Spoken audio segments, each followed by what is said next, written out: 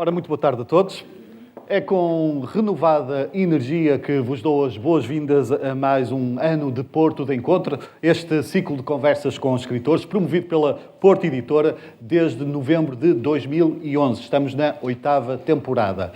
Preparámos para esta sessão um conteúdo que esperemos que vai por inteiro às vossas expectativas. Para tal, contamos fortemente com os nossos 4 convidados, sobre os quais já irei falar. Nas leituras teremos Ana Celeste Ferreira, uma cúmplice habitual das nossas sessões. Quem a conhece sabe perfeitamente a intuação muito especial e a interpretação que ela confere a cada texto, e desta vez há um complemento adicional, ou seja, ela vai ser acompanhada num dos momentos de leitura pelo guitarrista Pedro Correia e irá ler excertos do livro em destaque esta tarde, do romance Processo Violeta. Quem também nos honra com a sua presença, mais uma vez, é o professor Júlio Machado Vaz. É sempre um prazer enorme estar à conversa com ele. 2 meses depois de ter cá estado em 2 inesquecíveis sessões, ele vai juntar-se a nós na última meia hora da nossa conversa para falarmos sobre o livro e não só. É o tempo agora de falarmos de apresentar a convidada, a autora central desta sessão do nosso Porto de Encontro. Ela nasceu em Coimbra, é licenciada em Comunicação Social e tem um percurso muito válido e rico na comunicação social, com passagens e colaborações, algumas das quais ainda se mantêm, tanto na televisão, na rádio e também nos jornais. Mas é como autora que ela fundamentalmente está aqui hoje, e sobre isso direi que é autora de cerca de 25 livros, está publicada em países como o Brasil, onde tem um forte contingente de leitores, está publicada também nos Estados Unidos, na Croácia, Espanha, enfim, é uma autora reputada e premiada. Da sua vasta bibliografia, que não abrange apenas o romance, mas também a crónica, os contos, a fotobiografia, a biografia, fazem parte os romances Nas Tuas Mãos, Instrução dos Amantes e o mais recente, O Processo Violeta, livro que vai estar em destaque esta tarde. Sem mais demoras, chamo até vós Inês Pedrosa.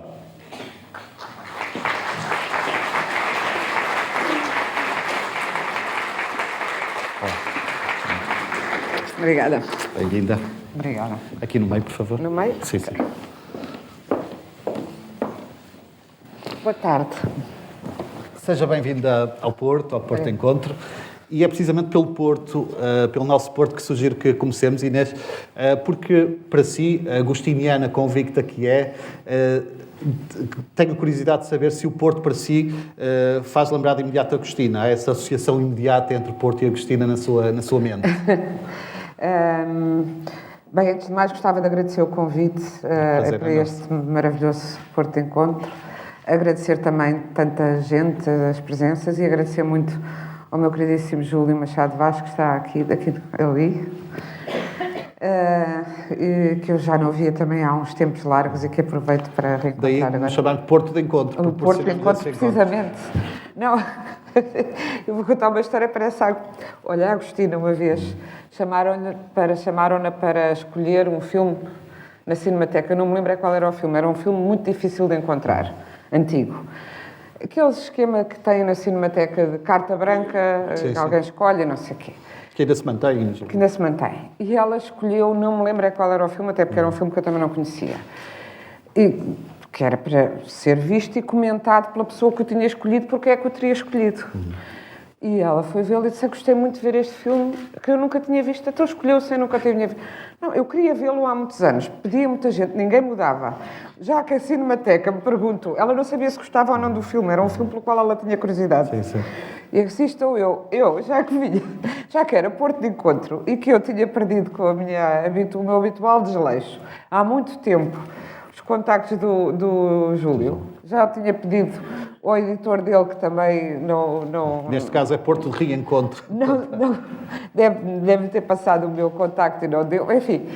E quando disseram o Júlio, mas eu não tenho os contactos. Diz a Maria João da Porto Editora, mas nós temos e convidamos. E agora já ouvi um ligeiro esporro antes de entrar, porque então não me disseste nada. Não, eu não tinha os contactos, agora é que passei a ter outra vez. Mas já puseram parte. Este é o verdadeiro Porto de Encontro. Sim, sim. Se o Porto me lembra sobretudo a Agostina, por acaso nem por isso, porque eu encontrei-a muito mais vezes noutros sítios do que no Porto. E até, infelizmente, no Porto às vezes, tive mais vezes no Porto com ela já doente do que bem, porque a Agostina também era, sendo uma mulher do Norte, que ela nem é do Porto, é da Amarante, e uma mulher que escreve muito e muito bem sobre o Porto e sobre o Norte. Também gosta muito de Lisboa e esteve muito tempo em Lisboa, até em funções profissionais, a dirigir o Teatro Nacional, etc. Tinha, penso, não sei se a família mantém, uma pequena casinha em Lisboa, um pequeno apartamento. Ia regularmente, antes de adoecer nos últimos anos, no máximo 2 em 2 meses, passar uma semana ou 2 a Lisboa e aí estávamos sempre muito juntas e, portanto, para mim, eu lembro muito dela dos passeios em Lisboa e depois em Geneve e depois em Frankfurt e depois em Paris e muito no Rio de Janeiro. Tive a felicidade de andar com ela. Aliás, a nossa intimidade começou numa época em que Portugal fazia muitas embaixadas de escritores e promovia muita literatura, início dos anos 90, aí pelo mundo fora, e até comecei a dar-me mais com ela nessa altura. Portanto, quando venho ao Porto, claro que me lembro imediatamente dela, sobretudo com uma grande tristeza por ela estar doente há tanto tempo, mas não tenho mais memórias. Almocei com ela no Grêmio em Lisboa, montes no Grêmio Literário imensas vezes. Encontrei muito mais vezes em Lisboa do que no Porto, de maneira que o Porto para mim, o que é o Porto para mim? Conhece suficientemente o Porto para traçar uma espécie de roteiro afetivo? Conheço. O Porto para mim está ligado à minha juventude, às artes plásticas, porque tinha muitos amigos, tinha e tenho, mas já há muito tempo não os vejo, da área das artes plásticas, que eu sempre gostei muito de artes visuais, fotografia, pintura, Estamos aqui mesmo etc. perto da Rua das Artes. Exatamente. E houve uma altura que havia aqui uma galeria atlântica e agora estou de um célebre galerista que também tem, entretanto, uma galeria em Lisboa, mas que promovia muitos novos pintores.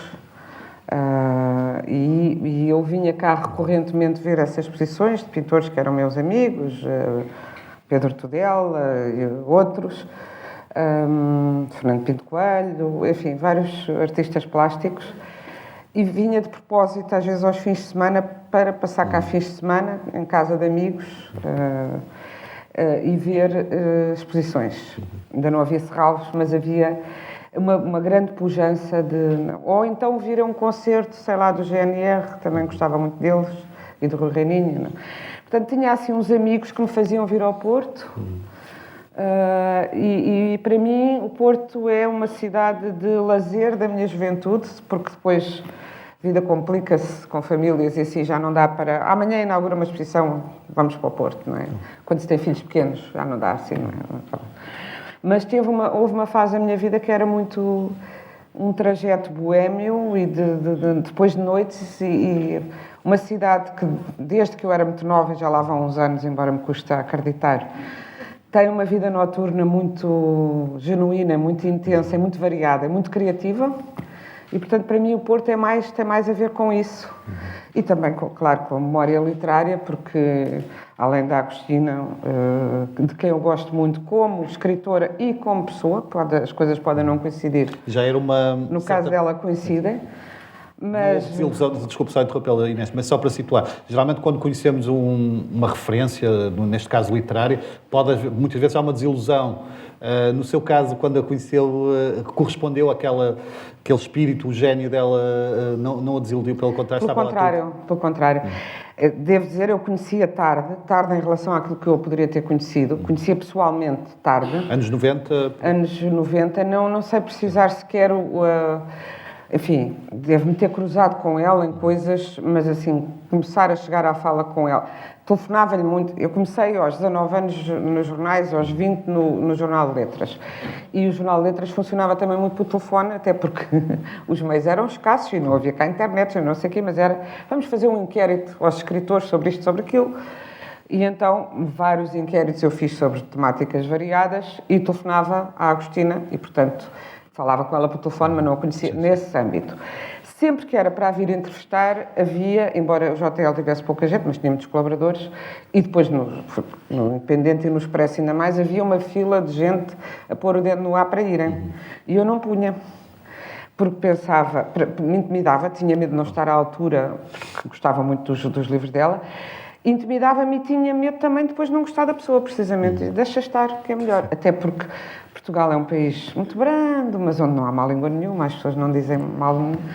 A Agostina tinha fama de ser uma pessoa muito difícil, de ser mazinha, de ser perfidazinha, e eu tinha muito medo que ela me escaqueirasse, assim como... E por isso, deixei-me estar até que... eu acho, não sei se foi em Genebra, num encontro de escritores, ou se foi em Frankfurt, que começámos a conversar. Lembro-me em particular de uma ida a Frankfurt, que fomos imensos, uma grande delegação, foi em 97, e eu estava muito grávida, e ela foi de uma grande gentileza comigo, e na inauguração daquilo não havia lugares para os políticos todos que lá estavam, mas para os escritores não. Mas para ela havia, e ela quiseram puxá-la para a frente, e ela disse: eu não me vou sentar, que esta senhora está muito grávida, e não, ela é que se tem que sentar. Não, mas ela é nova, e a senhora... Ela é nova, e eu? E depois ela disse: olha, Inês, isto não é para escritores, é para políticos, e se fôssemos tomar um chá, e fomos as duas tomar um chá para o meio de Frankfurt, e deixámos a inauguração, porque ela recusou-se a tomar um lugar sem que eu me sentasse, dado que estava, de facto, com quase 8 meses de gravidez. E daí, eu lembro muito dessa primeira... E depois ela acompanhou muito o fim da minha gravidez e os primeiros meses da minha filha. Foi ela que me arranjou, que teve o cuidado de me telefonar. Por exemplo, era este tipo de pessoa. Telefonou-me quando a minha filha nasceu. Foi a única pessoa que me telefonou a perguntar por mim e não pela bebê. O que é? Perguntou como é que eu estava e não como é que a bebê estava. E depois foi dizer: agora tenha calma, tudo há de correr bem, não se ponha depois, vão continuar, agora a seguir vão começar com a conversa do casalinho, não vá nisso, vai ter um casalinho, nunca mais faz nada se não tratar de crianças. Olha que no meu tempo era muito mais difícil e eu só tive uma filha. E as mulheres que querem tornar-se independentes têm que fazer por isso. Portanto, eu tinha já um cortejo de amigas muito feministas, nenhuma me disse isto, só a Agostina. E depois telefonou-me, passado uns dias, a perguntar se eu tinha empregada em casa. Eu disse: tenho só uma senhora que vem fazer umas limpezas, e eu estava em casa com a bebê, que por acaso era uma bebê que chorava muito e que dava muito mais noites e não sei o quê. E ela disse: isso não pode ser, tem que arranjar alguém. Pois eu não sei de ninguém. Eu vou tratar disso. Eu em Lisboa não domino bem o mercado, mas eu vou tratar disso. Passado 2 dias, telefona-me a Lídia Jorge a dizer: olha lá, a Agostina telefonou-me para eu te arranjar uma empregada. Precisas, é que eu sei de uma muito boa. Então ela tinha andado a ligar a outras pessoas, e à Lídia Jorge, que foi de facto quem arranjou a empregada que me ajudou a criar a minha filha. Porque a preocupação dela foi, e disse: olha, mesmo que lhe faça falta ao dinheiro, oriente-se, porque é muito importante o seu tempo e a sua cabeça. E, portanto, era uma pessoa assim, deste tipo de ternura muito concreta. E ao contrário do que diziam, que era uma pessoa muito cheia de si, porque ela, quando lhe perguntavam se sabia que escrevia bem, dizia: claro... Não, se eu fosse marceneiro, ela uma vez respondeu assim, e fizesse uma mesa e viesse perguntar-me: faz-me uma mesa, tenho a certeza que a mesa é de qualidade? O marceneiro ia lhe dizer que não. Se a minha função é escrever, tenho que dizer que escrevo bem, faço sim, sou competente no que faço. E eu lembro dela ter respondido esta entrevista e de ver vários comentários em jornais dizendo que vaidosa, sendo que vi cavalheiros dizer coisas muito piores, toda a gente acha a maior das graças e até se comovem, não é? Pronto. Mas não achei-a uma pessoa sempre com muito chão, muito terra a terra, e ao mesmo tempo muita graça. E depois um sentido de humor, sim, o sentido de humor nem sempre é cândido, ou pode ser um bocadinho cruel, mas não é uma crueldade, não era crueldade, é perspicácia, ou acutilância. Nunca a vi nem nunca a vi invejar ninguém, o que nos meios artísticos é muito bom, não é frequente, nem dizer mal assim de ninguém. o que é, observo, socialmente tinha um queirosianismo, embora ela seja muito mais camiliana e claramente camiliana, e eu cheguei a ela também através do Camilo e associo-os muito, e portanto para mim o Porto é o ambiente deles, sim, em termos de cenário e de mundo, e claro, fiquei a conhecer melhor a história e a alma do Porto por causa dos livros do Camilo, por causa dos livros da Agostina.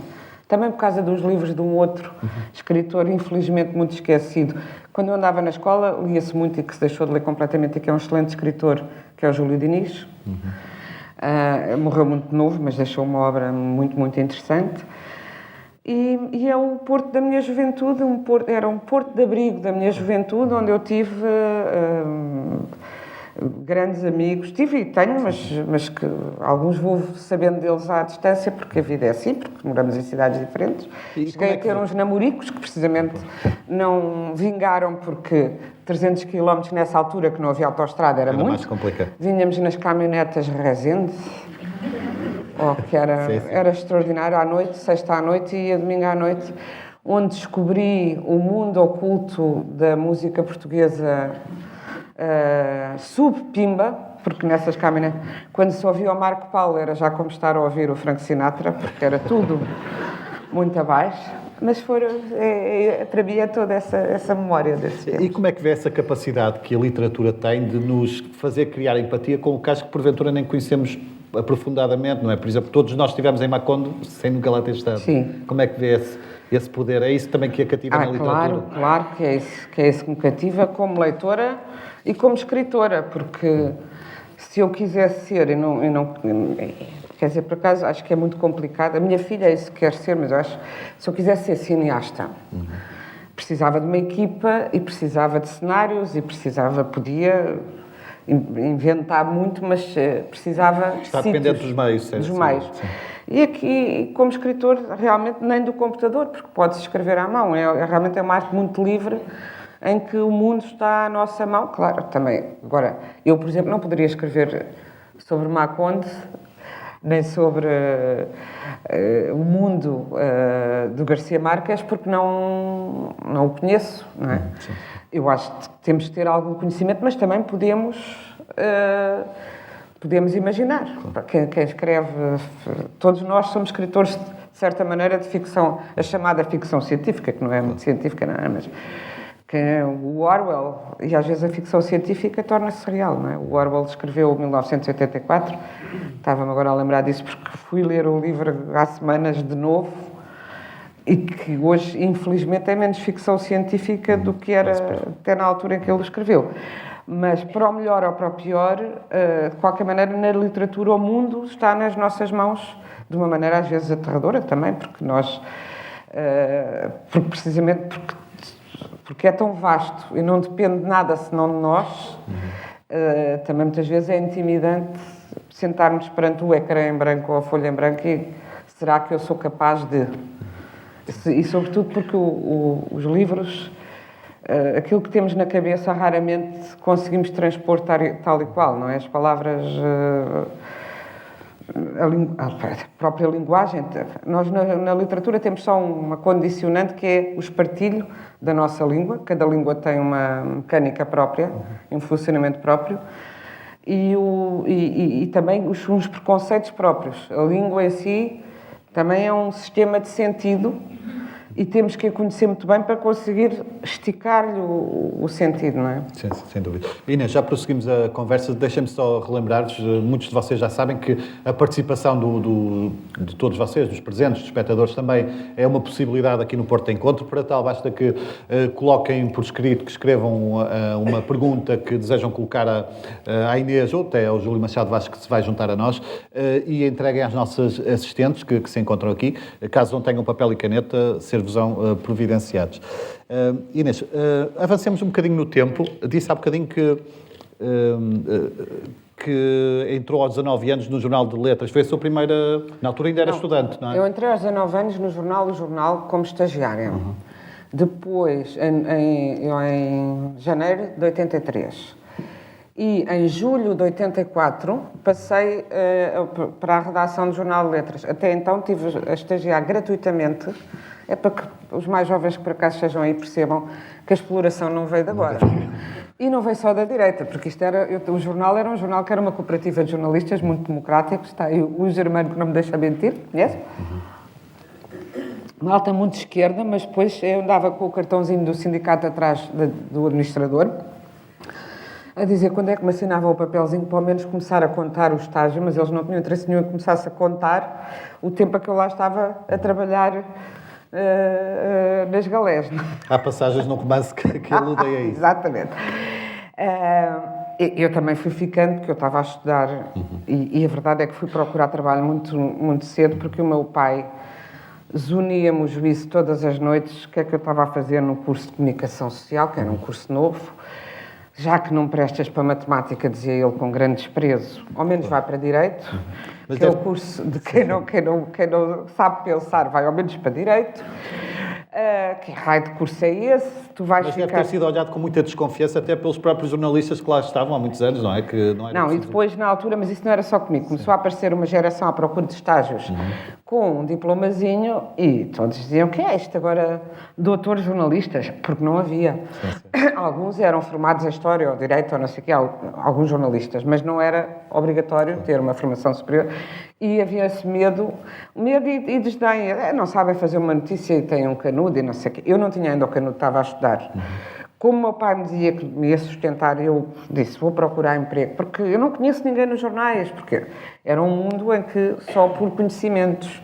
Eu tinha na família advogados que me poderiam dar um estágio num escritório de advogados, agora, jornalismo, que loucura.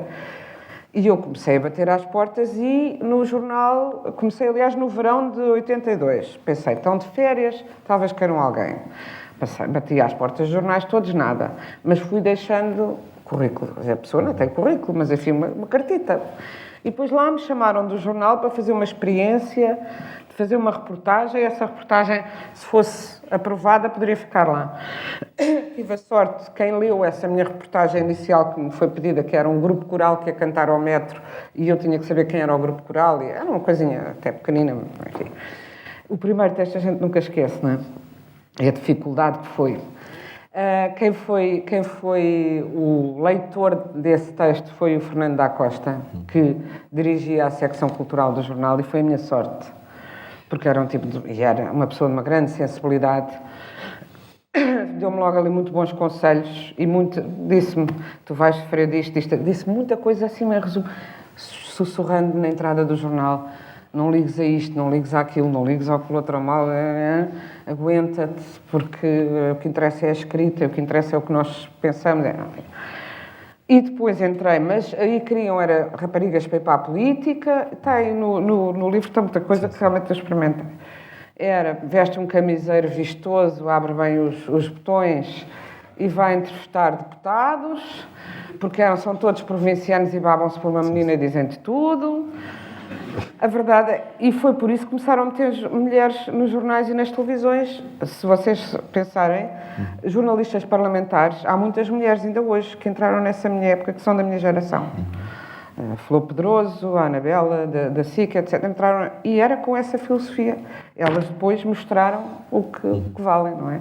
Mas a razão porque mandavam, porque para a política era um assunto de homens, mas como era preciso sacar mais coisas aos homens mais desprevenidos, mandavam-se, enfim, uma tristeza. Mas eu tinha um ar tão infantil que foi abençoado, porque eu tinha um ar muito, muito infantil.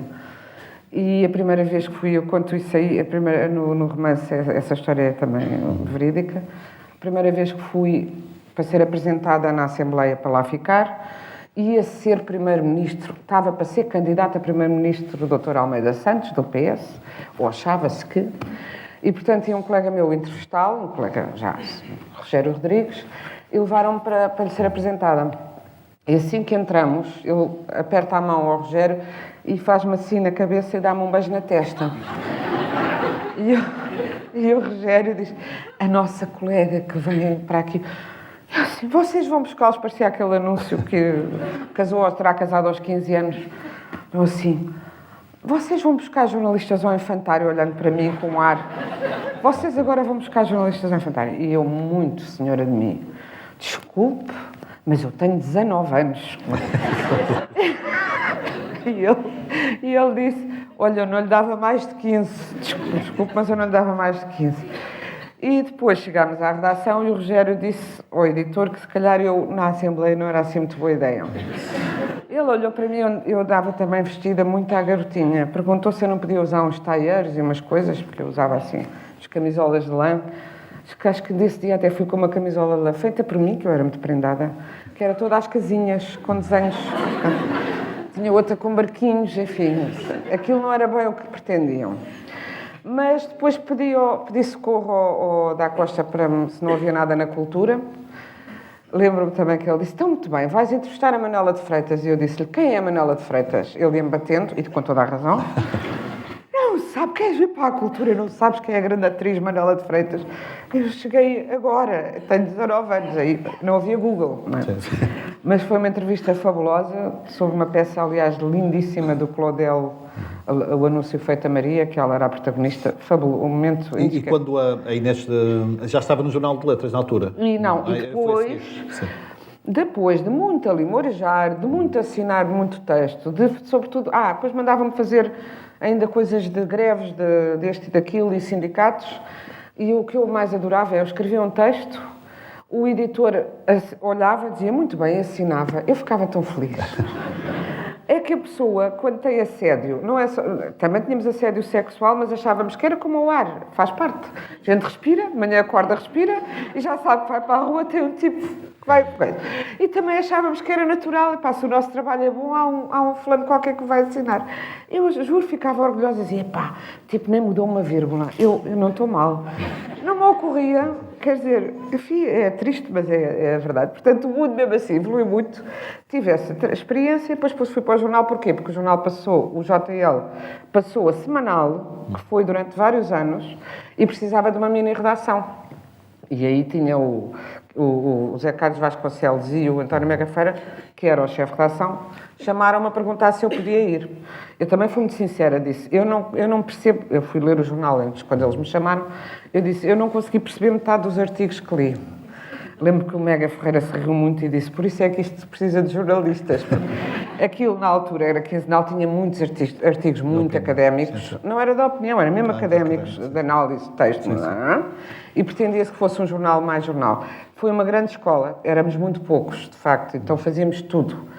E paginávamos e, portanto, acompanhávamos o texto do princípio ao fim até à saída no... E já tinha a aspiração de vir a ser escritora? Sempre tive. Eu tinha que arranjar uma profissão porque achei, se calhar eu escrevo um romance e não vai cair o mundo aos meus pés. É triste, mas o mundo nem sempre é inteligente e, portanto, é melhor eu arranjar uma profissão.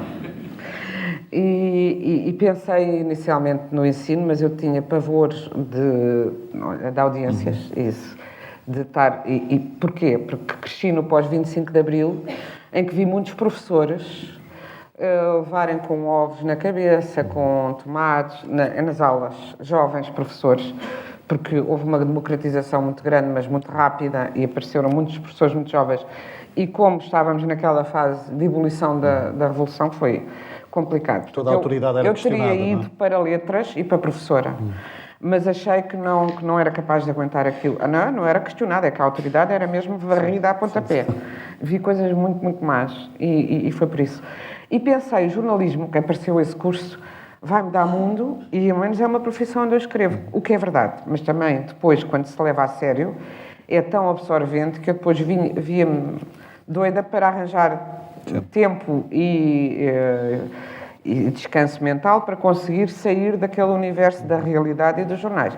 Mas hoje em dia acho que foi uma boa escola.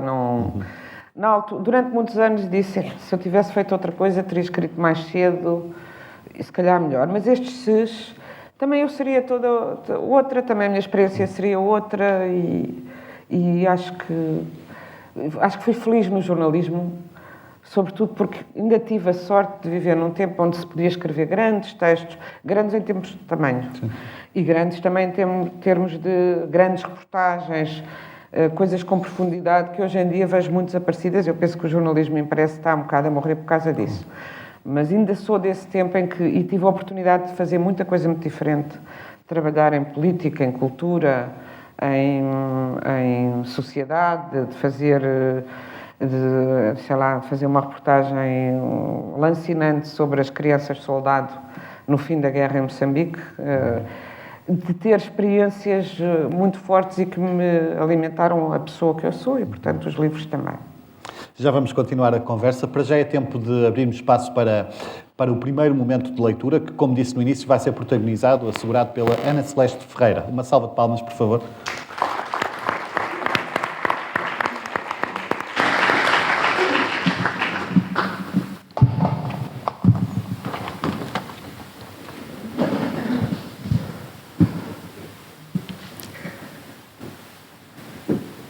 Também a lua parecia grávida. Uma grávida feliz, luminosa, inatingível, espalhando tranquilidade sobre um planeta carregado de vidas pequenas e rápidas. Deitada no colo de Hildo, no banco traseiro da sua carrinha familiar, Violeta concentrava-se sem parar o tempo. Não era bom ficarmos assim para sempre. Hildo acariciava os cabelos da amada, maravilhado com o fulgor vermelho que o luar acentuava neles, mas não sabia que responder, porque tinha o princípio de nunca mentir a Violeta. E a verdade é que a expressão para sempre o amedrontava. Viver ainda tão pouco. Queria experimentar voar de asa delta, conduzir uma moto a alta velocidade, subir à Torre Eiffel, onde Violeta já estivera com o marido, tornar-se o melhor toureiro do universo. Sentia um amor incondicional por Violeta, mas não sabia se queria que esse amor durasse para sempre. Para sempre era demasiado tempo.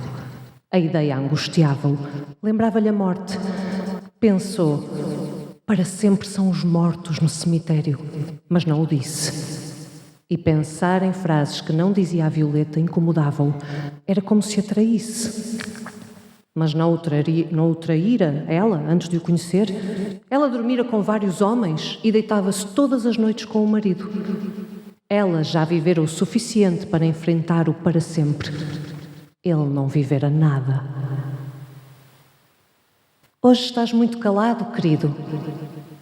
Então o rapaz disse: amo-te.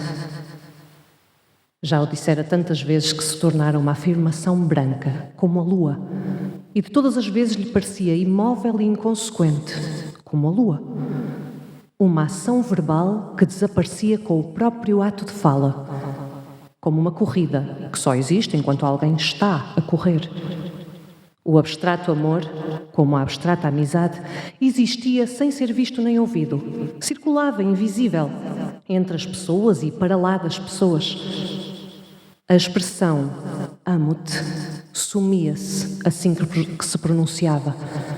Era como que um antídoto à presença silenciosa do amor. Parecia que as palavras bonitas se gastavam mais depressa do que as outras. Porquê que os homens nunca mais foram à Lua? Perguntou.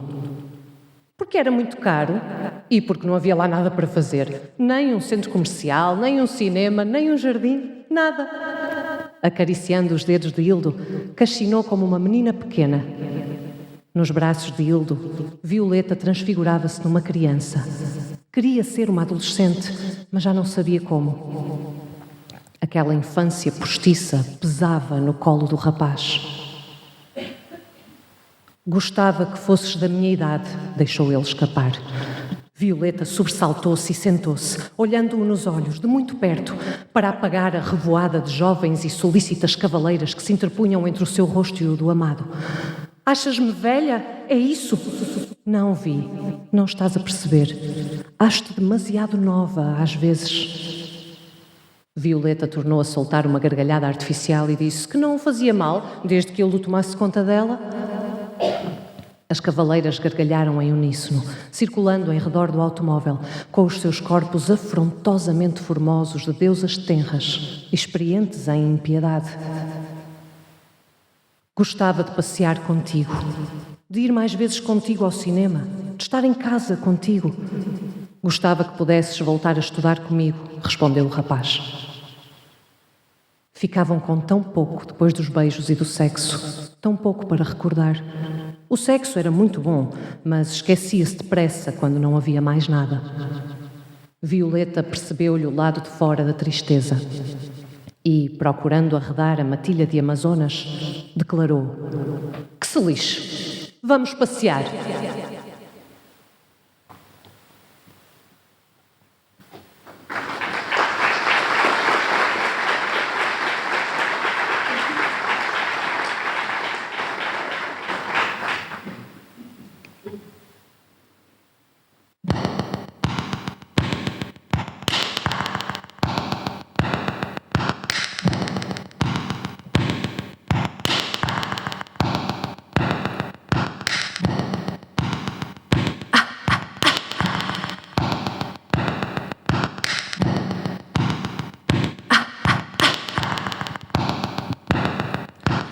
Be my husband and I will be your wife. Be my husband and I will be your wife. Be my husband and I will be your wife. Loving all of you the rest of your life. If you promise me you'll be my man, yeah. If you promise me you'll be my man, yeah, yeah. If you promise me you'll be my man, I will love you the best I can, yeah. Oh, Daddy, love me good. Oh, Daddy, now love me good. Oh, Daddy, love me good. Oh, Daddy, now love me good.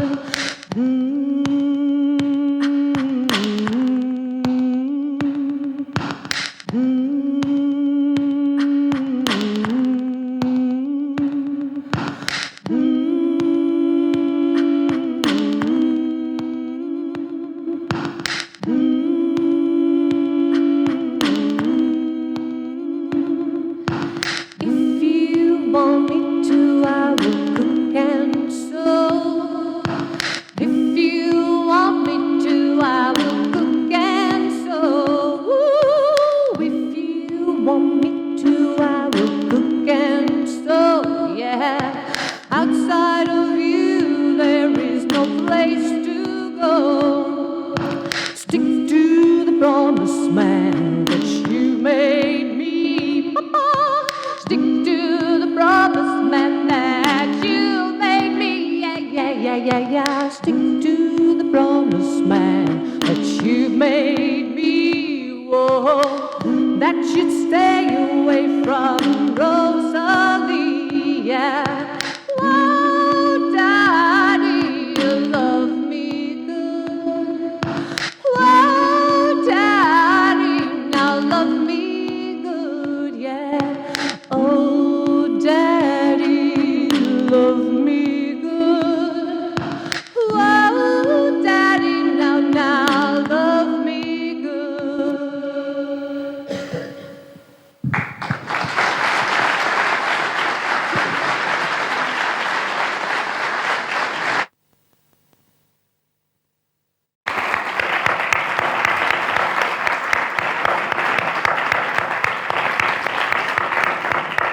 Que belo momento que aqui acabamos de assistir. Magnífico, eu agradeço muito mais uma vez à Ana Celeste Ferreira. Nós já cruzei com ela nas quintas de leitura, nas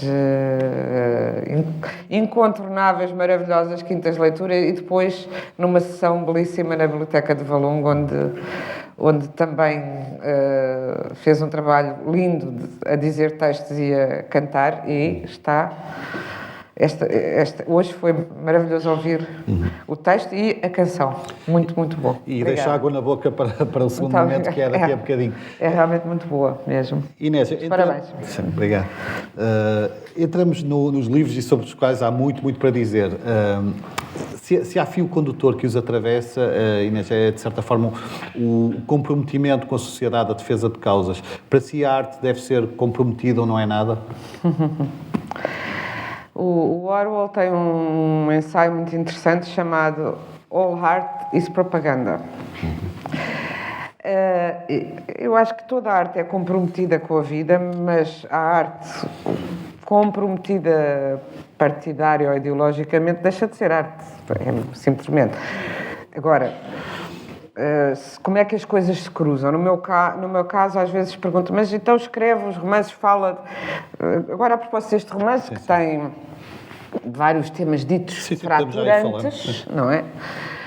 Ainda há dias me perguntaram, mas escolho os temas fraturantes porque são temas fraturantes? Não, os temas são fraturantes. Eu detesto essa expressão, porque essa expressão normalmente é assim. Existe a política a sério e depois há uns temas fraturantes que vêm interrompê-la e ocultá-la e desprezá-la. Não, são os temas são fraturantes porque fraturam a sociedade e porque a estão a transfigurar. Eu não tenho dúvida nenhuma de que a grande revolução do século XX foi a revolução, está aqui um especialista muito mais capaz de falar sobre isto do que eu, mas foi a revolução das relações íntimas entre homens e mulheres, que levaram uma volta que nunca tinha havido na humanidade, porque eram os sexos eram estanques e os casamentos eram negócios ou eram formas de sobrevivência. Se acontecia o amor era um acaso, mas há muito quem diga, bom, mas quando o amor também é uma coisa tão volátil, era melhor que o amor não conduzisse. Mas então as pessoas não experimentavam a felicidade extrema que só esse estado de amor ou de paixão, o amor ou o estado de paixão, nos trazem, não é? Portanto, de qualquer forma, e independentemente até da relação de amor e de paixão, eram universos que não se cruzavam senão o necessário para a propagação da espécie, universos separados, universos também, homens e mulheres quando viviam juntos viviam em grande grupo, em clã. Esta coisa do casal nuclear é muito recente. E a emancipação das mulheres mudou tudo. E isso foi tão importante como a aventura espacial, porque mudou as relações humanas, mudou e está a mudar, porque não é tão visível como não se ia à Lua, agora vai-se, não se ia a Marte, agora vai-se. Não há um antes e um depois, há um caminho de emancipação das mulheres que é um caminho de emancipação dos homens, porque quando falamos da submissão das mulheres aos homens, não podemos ocultar a submissão dos homens aos seus próprios critérios de masculinidade, que são, devo dizer, eu desde pequenina pensava, se eu nascesse homem, com a obrigação que havia na época de fazer a tropa, com a obrigação de corresponder a um ideal de masculinidade XPTO, não é? Eu tenho amigos que eram postos na rua, fechados à chave na rua pelos pais, porque não gostavam de jogar à bola, e os pais os obrigavam a não vens para casa antes de teres ido jogar à bola com aqueles meninos. Portanto, era um sistema que oprimia e ainda oprime, porque ainda não acabou, e essa mudança é fundamental, e portanto dessa mudança decorrem muitas outras nas relações, na forma de viver o amor, a amizade. A amizade também mudou com o alcance que o mundo tem hoje. Hoje conhecemos pessoas através da internet. E viajamos como nunca viajamos.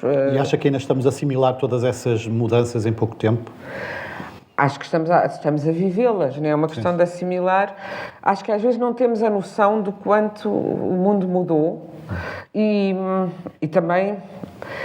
E eu estou numa idade já em que eu tenho a impaciência de ver que o mundo mudou menos do que já poderia ter mudado, não é? E temos às vezes um excesso de paciência, porque as coisas culturais demoram, e eu aqui, depois há sempre como é que se faz a gestão das velocidades. Eu acho evidente que demora a mudar a matéria mesma de que somos feitos culturalmente, socialmente, a nossa estrutura de educação, etc. Mas isso também muitas vezes é uma desculpa de maus pagadores e de más pagadoras, porque é evidente que os sistemas opressivos têm sempre os seus escapes e as suas perfídias.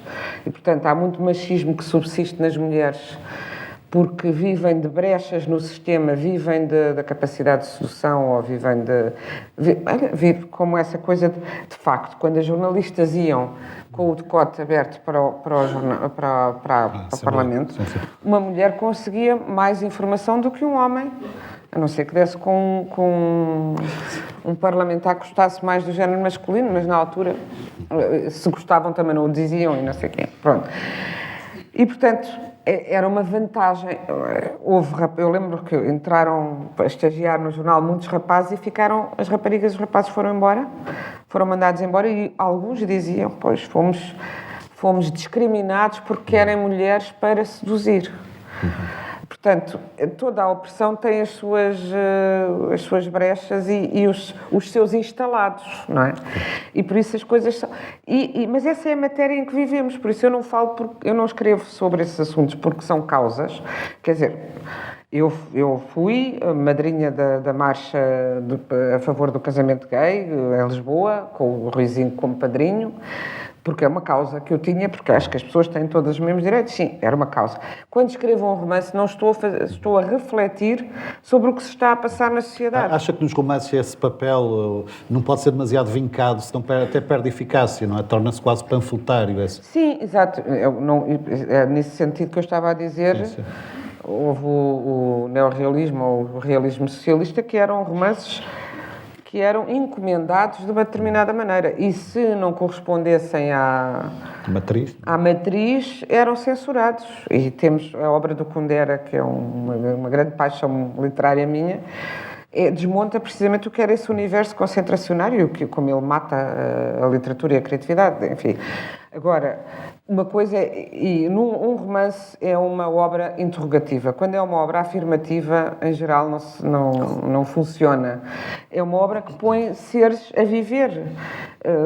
Neste caso, temos uma história de amor entre um rapaz de 14 anos e uma mulher de 35. Não está, o que lá está é a história de amor e as suas circunstâncias e as suas, enfim, os seus enredos, as suas dificuldades.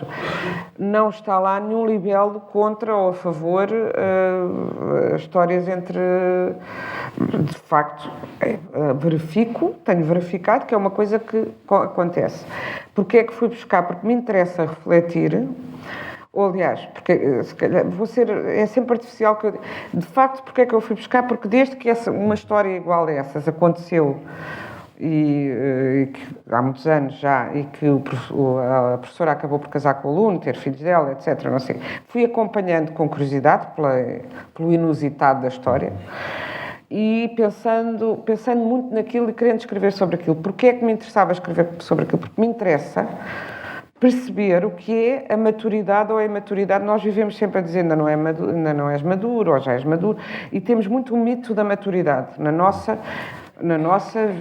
contemporaneidade, porque eu acho que no tempo em que as pessoas morriam com 30 anos não devia ser, se calhar não se falava tanto em maturidade ou não havia tempo, ou se calhar falava-se mais cedo, não sei. Mas há muito tempo que quando pensava o que é ser maduro, quando é que eu serei uma escritora madura, e andava a ver, desde que há Google, isso não podia fazer antes, quando é que nasceu este e aquele, do Mozart, e depois faço um bocadinho no livro também uma análise disso, quando é que um autor, entre os que já morreram, porque é o que dá, atingiu a sua maturidade, o que é a maturidade, o que é depois o declínio, se a maturidade se sucede naturalmente o declínio ou não, enfim.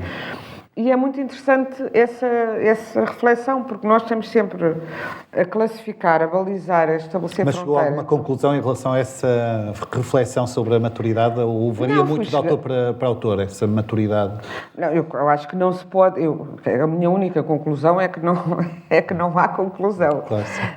A maturidade é uma coisa muito individual.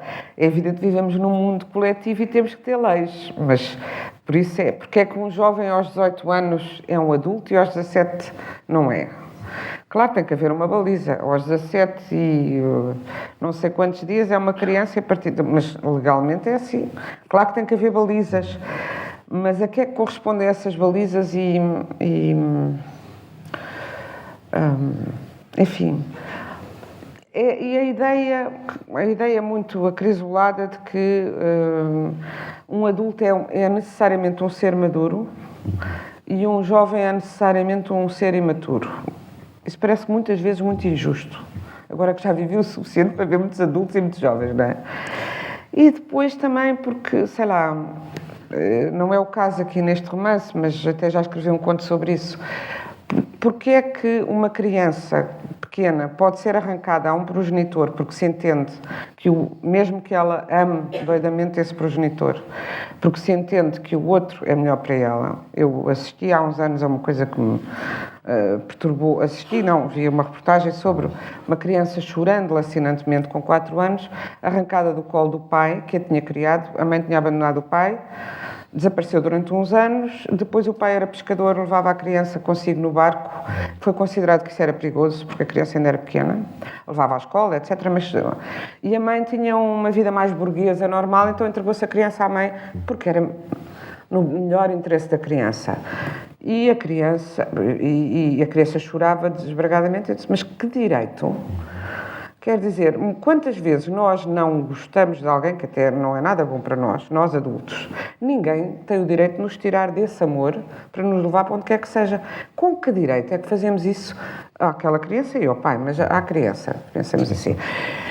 E eu disse, mas não há direito. E à minha volta diziam, mas também ela ir para o barco com o pai. Quer dizer, aquele pai é que a criou nesse barco, não é?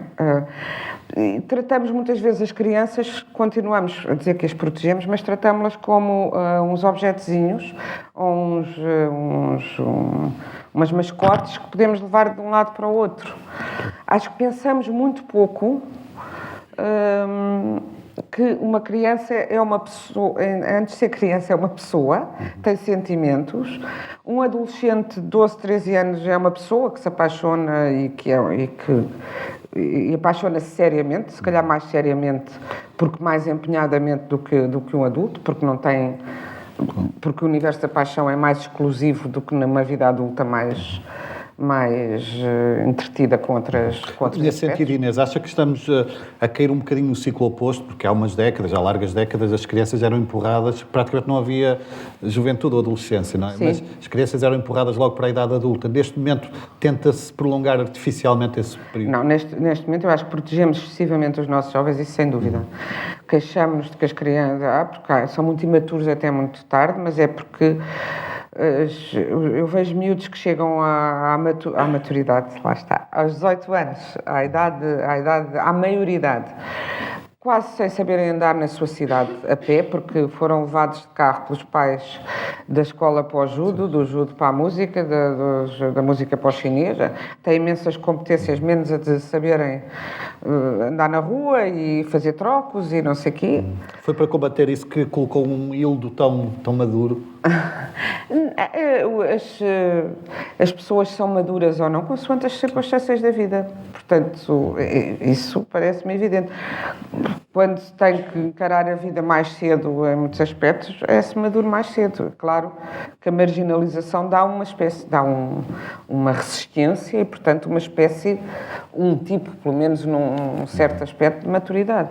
Não é? Falamos também um bocadinho acerca do papel da literatura, da arte. Em que sentido é que acha que a arte pode ser um antídoto contra a barbárie? Tem um papel mais simbólico ou, efetivamente, ao colocar, ao incutir alguma humanidade, a arte tem esse papel privilegiado? Ou é apenas mais um entre vários fatores? Eu gostava de pensar que tem, mas desde que sabe-se que os nazis, a começar por Hitler, gostavam muito de boa música e eram homens melómanos, homens de cultura. E a música, eu falo da música porque é uma arte tão imediata, que apela tanto à nossa emoção mais profunda. Mas a literatura não consegue colocar-nos no papel de outros? Eu acho que eu tenho a esperança de que a literatura... Tenho a esperança e algumas pequenas provas. Há um livro que nós aqui temos considerado como um livro juvenil e, aliás, tem sido muito mal publicado em Portugal como livro juvenil ao longo de muito tempo, e que eu também li na minha juvenil ou mesmo infantil. A Cabana do Pai Tomás, lembra-se? Foi um livro que, quando foi publicado, desencadeou a guerra entre o Norte e o Sul dos Estados Unidos e o fim da escravatura.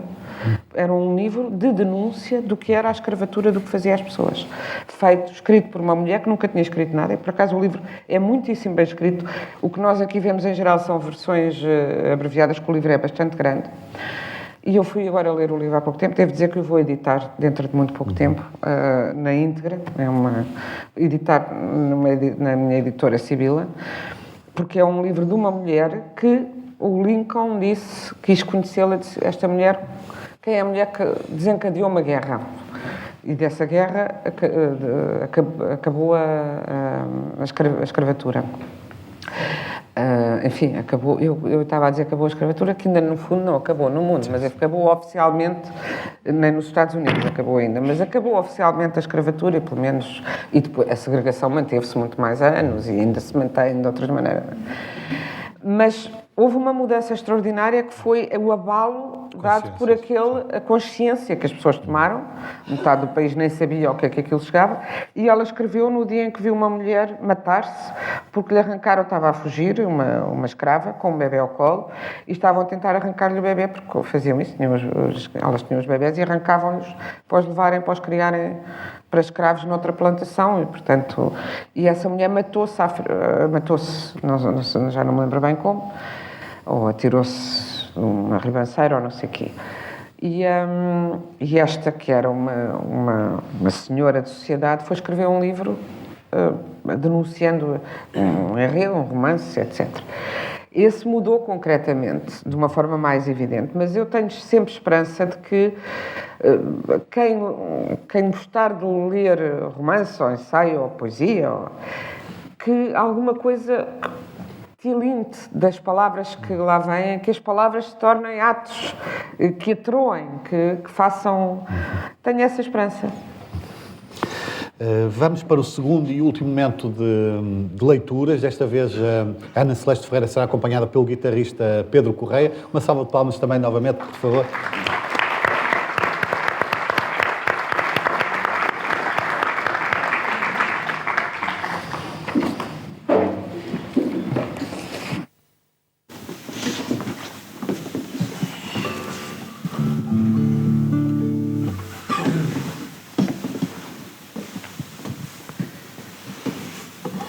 Sentado numa esplanada da Praça do Campo Pequeno, Nuno Pinto Delgado viu aproximar-se a mulher que amara aos 20 anos, sem saber o que era o amor.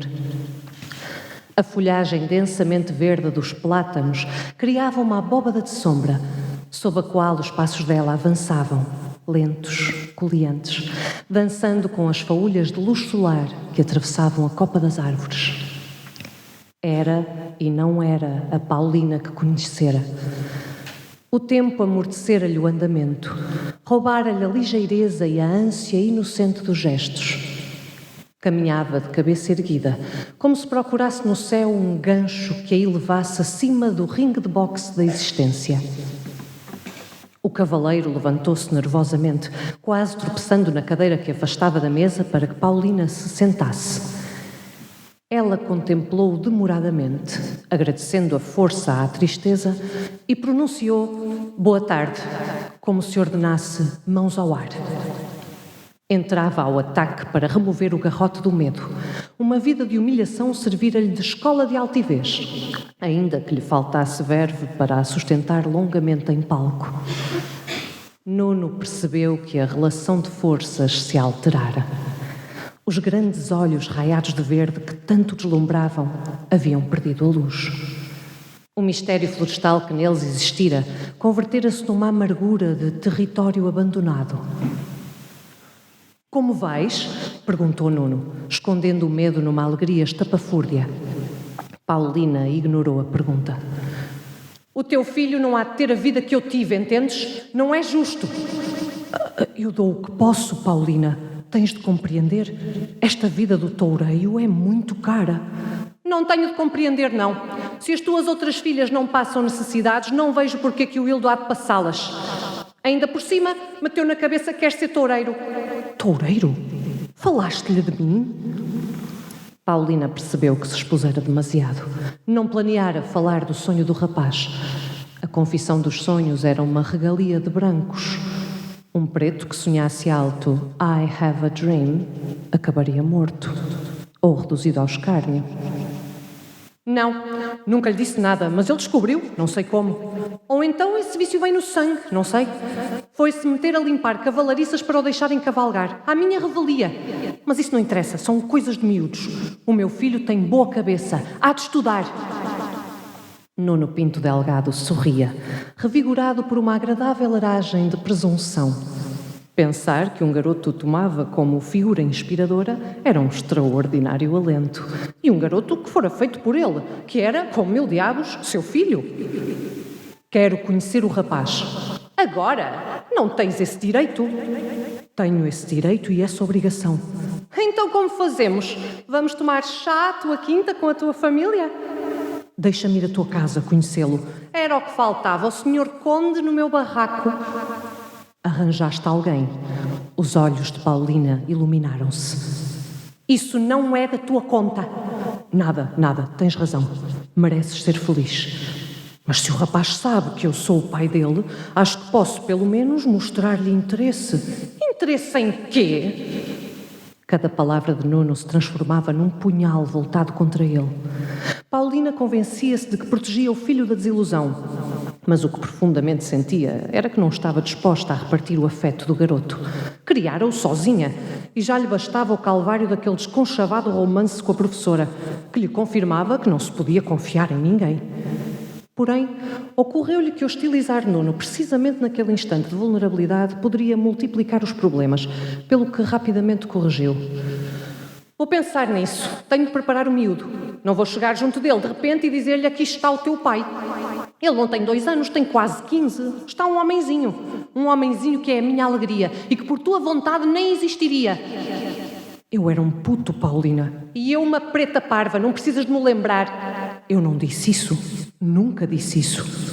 Bom, se estás tão preocupado com o teu filho, repito-te que ele precisa de condições para estudar. Já anda a ver onde é que pode ganhar algum para me ajudar, porque me mato a trabalhar. Eu pago um bocadinho mais. Um bocadinho não chega, Sr. Conde. O dobro. Nuno surpreendia-se cada vez mais com a esperteza e a capacidade de combate de Paulina. Queres arruinar-me para te vingares de mim? Só quero o que é justo para o teu filho. Os jornais não hão de gostar de saber que uma figura importante despreza o seu filho preto. Nuno gostaria de ter dito: Paulina, que sabes tu de justiça? Não houve nada de justo no nosso encontro. Chama-lhe milagre ou tragédia, mas não lhe metas a linhas, contabilidade, jornalistas. O que é que os jornalistas sabem do incêndio que experimentámos, dos 1000 anos que vivemos naqueles meses, da agitação que me provocas ainda, desse garoto que plantei em ti já é um homem? Preciso de o ver para acreditar que ele existe, que tu és uma mãe e não um delírio da minha adolescência. No entanto, Nuno ganiu. Seja não me chega. Escreve aqui. Comprometo-me a dar mensalmente a pensão de alimentos de X ao meu filho Hildo Silva Delgado, na pessoa de sua mãe, Paulina Mendes Silva. E assina. Nuno redigiu obedientemente o compromisso e perguntou a Paulina se ela queria tomar alguma coisa. Ela aceitou uma cerveja. Então pediu-lhe que lhe mostrasse uma fotografia de Hildo. A mulher abriu um sorriso involuntário, vaidoso, e mostrou-lhe não uma, mas 5 fotografias do filho. Tem uns olhos lindos. Sai ao avô. Sai à mãe. Não, o meu pai é que tinha os olhos deste verde inteiro. Coitado, já não viu crescer o neto. Morreu? Tinha o Hildo 6 anos, pouco depois de ter voltado à terra. Parecia que queria ir morrer lá. E porquê que tu ficaste? Fiquei porque o meu filho é português e eu jurei que ele havia de ter vida de europeu. Faz-se tarde, tenho de ir. Nuno Pinto Delgado ficou sentado à sombra dos plátanos do campo pequeno, vendo o seu remoto e veemente objeto de desejo sumir-se entre a multidão colorida que saía dos escritórios e corria para o metro, enquanto o azul acinzentado do céu escurecia, tornando-se violáceo.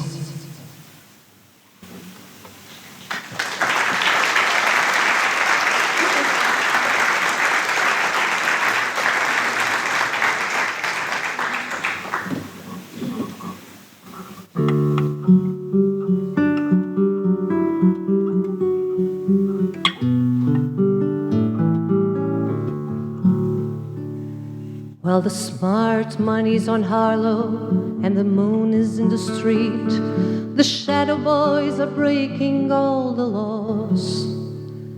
And you're east of East St. Louis and the wind is making speeches and the rain sounds like a round of applause.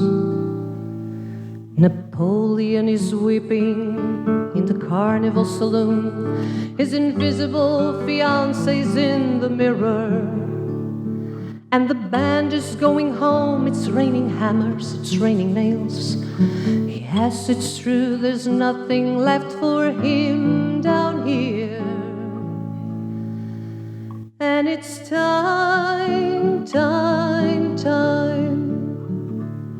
And it's time, time, time. And it's time, time, time that you love. And it's time, time, time. And they all pretend they're orphans, and their memories like a train. You can see it getting smaller as it pulls away. And the things you can't remember tell the things you can't forget. That history puts a saint in every dream. Well, she said she'd stick around until the bandages came off. But these mama's boys just don't know when to quit. And Matilda asks the sailors, are those dreams or are those prayers? So close your eyes, son, this won't hurt a bit. And it's time, time, time. And it's time, time, time. And it's time, time, time that you love. And it's time, time, time. Well, things are pretty lousy for a calendar girl. The boys just dive right off the cars and into the streets. And when they're on a roll, she pulls a razor from her boot, and 1,000 pigeons fall around her feet. So put a candle in the window and a kiss upon his lips, as a dish outside the window fills with rain. Just like a stranger with the weeds in your heart, and pay the fiddler off till I come back again. And it's time, time, time. And it's time, time, time. And it's time, time, time that you love. And it's time, time, time. And it's time, time, time. And it's time, time, time. And it's time, time, time that you love. And it's time, time, time.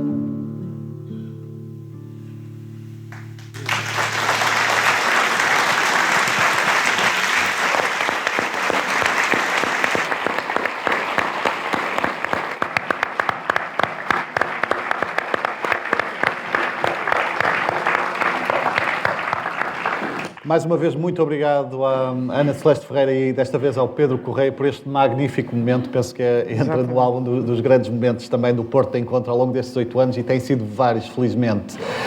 Muito obrigado mais uma vez. A sessão avança e, sem mais demoras, vamos chamar um novo interveniente, a ele o professor Júlio Machado Vaz.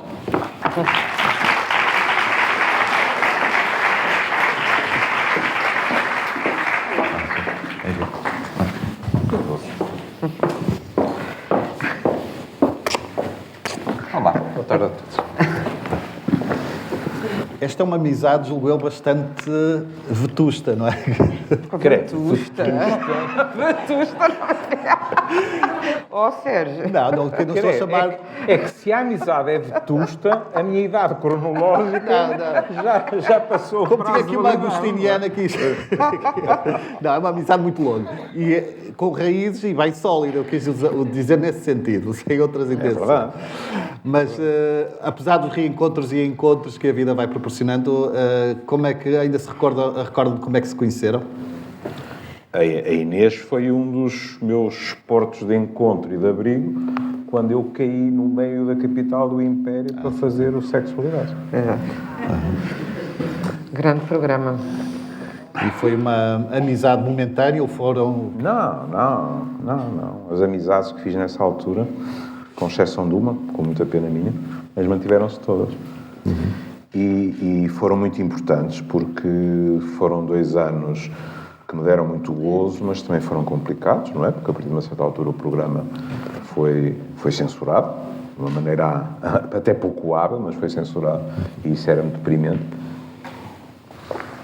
E a Inês, a Patrícia, a Catarina, não é? Foram as pessoas que, sob certos aspectos, me mantiveram à tona, é verdade. Foi importante para mim. Sim, Paulo. Pois, Quer acrescentar alguém nessa? Quero dizer que lembro-me bem dessa época, mas lembro-me sobretudo que depois continuámos, depois eu fui, já não sei se ainda coincidiu com os últimos tempos de Sexualidades. Não, já estavas no Porto, foram 2 anos. Que anos é que eram? Lembras-te? Deves saber. 91, 92. Pronto, 91, 92, exatamente. E depois houve ali um interregnozinho. Eu, em 93, fui dirigir a Marie Claire e chamei este meu querido amigo para fazer uma coluna mensal na Marie Claire. E exortava, quer dizer, claro que ele mandava do Porto, não ia lá, mas eu estava sempre, quando é que cá vais? Lá apanhava um jogo do Benfica em que eu apanhava lá e fazia um jantar. Lembro-me que a Marie Claire inteira andava doida porque queriam conhecer o homem que achava um encanto. Metade achava que era um encanto e que o ia seduzir. E a outra metade, e houve uma outra que conseguiram. Menos uma. Já faz a sua defesa. E a outra metade achava que ele ia resolver todos os problemas que tinham na vida, porque ele é que tinha a solução de tudo nas relações humanas. E quando é que ele cá veio que eu precisava de falar com ele? Mas ele não veio cá, o guru. E lembro-me que uma vez, nós às vezes lembramos de coisas muito tontas e não nos lembramos. A memória é muito estranha, não é? Eu lembro uma vez, fiz um jantar lá em casa para ti, na minha casa da época. E ele disse que estava muito cansado, mas podes vir cá jantar cá, mas assim uma coisa não é com ninguém, porque ele também nunca foste muito de ajuntamentos, coisa que eu percebo perfeitamente, eu também não. Não, só nós. Não sei se éramos só nós e a Patrícia, penso que sim. Patrícia Reis, escritora e grande amiga nossa, dos dois, que trabalhou mesmo na equipa do Sexualidades. Fazia parte da equipa. Fazia parte da equipa. Quem lidava com todas as questões da imprensa, etc. E eu acho que te conheci através dela nessa época, precisamente, porque eu devo ter pedido para te conhecer nessa época, porque eu adorava o programa, como todas as pessoas de bem. E então eu disse, não, mas tinha imensa gente da Marie Claire a querer, imensas colegas minhas, a quererem conhecê-lo, e queriam... ele só cá estava aquele bocadinho, ia a um jogo, ou vinhas a um congresso, ou uma coisa qualquer. É um bocadinho jantar. E eu disse, mas eu não. Eu disse-lhe que era o jantar sozinho. E depois o quê? Mas então a gente vai lá tomar café. E depois tu não te lembras disso. Depois acabou o jantar, ainda estávamos a acabar o jantar, tocaram à porta, era uma. Depois passaram 10 minutos. E eu fazia, lembraste de passar por cá? Que coincidência, olha, está cá o Júlio. Lembraste, olha que engraçado. Entraram também umas 3, e ainda por cima não vieram juntas, não é? Que era para não dar. Lembrei-me de vir perguntar uma coisa para a revista do meu.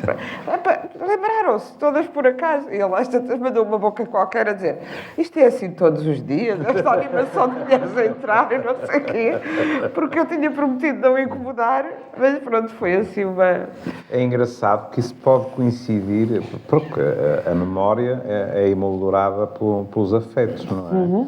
Porque e pode ter sido essa noite, a recordação que eu tenho é de um jantar em tua casa em que qualquer coisa de estranho se passava e eu achava que o Fernando da Costa estava divertidíssimo porque sabia o que se estava a passar. Estava lá o da Costa. Eu acho que estava, pronto. E se calhar foi esse. Foi esse. Porque eu tinha a sensação, há aqui qualquer coisa que me escapa. Estavas tu e o da Costa. E aquele malandro está divertidíssimo, portanto, ele deve saber o que está a acontecer. Pronto. Mas pronto, quer dizer, dito. Era assim, eu a fazer.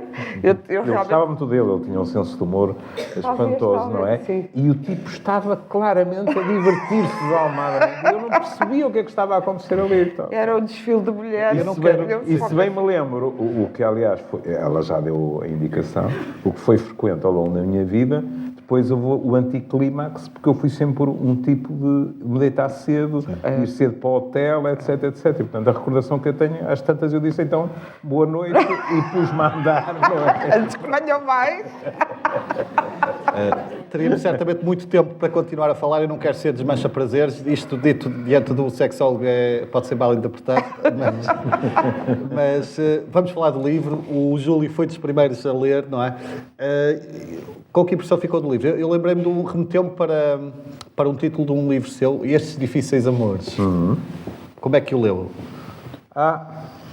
Sabe, hoje de manhã, por mero acaso, eu tropecei numa reportagem sobre o livro em que era perguntada a Inês se, no fundo, quer dizer, com outras roupagens, não é? Qualquer coisa que vocês já afloraram, mas se não havia uma feitura oportunística, que é, a Inês tinha-se sentado calmamente, um fim de tarde, e tinha dito: vamos lá ver quais são os temas que estão a sair mais.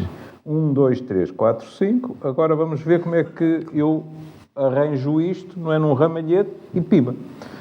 E a Inês, essa parte eu ainda vi, depois tive que fazer outras coisas, a Inês dizia, mas vamos com calma, não é? Quer dizer, há muitos anos atrás que eu escrevo sobre determinados temas, etc, etc, até se referia a uma obra dela que tinha, inclusivamente, sido apreciada no estrangeiro. O que é evidentemente verdade, mas quando vocês estavam à conversa no início, sobre certos aspectos já deram outro tipo de resposta, que é, hoje em dia, é claro que nós podemos optar por um outro estilo de romance, ponto final, cada um sabe de si. Mas se alguém quer escrever uma história, portanto, em princípio há algo que sobressai, mas depois há o contexto. E se no mundo de hoje nós nos debruçamos sobre o contexto, é inevitável que apareçam uma data de temas, que são temas que hoje em dia estão nos escaparates, nas primeiras páginas, etc. A Inês disse uma coisa com que eu não podia estar mais de acordo, que é, eu tenho um ódio vesgo ao adjetivo fraturantes.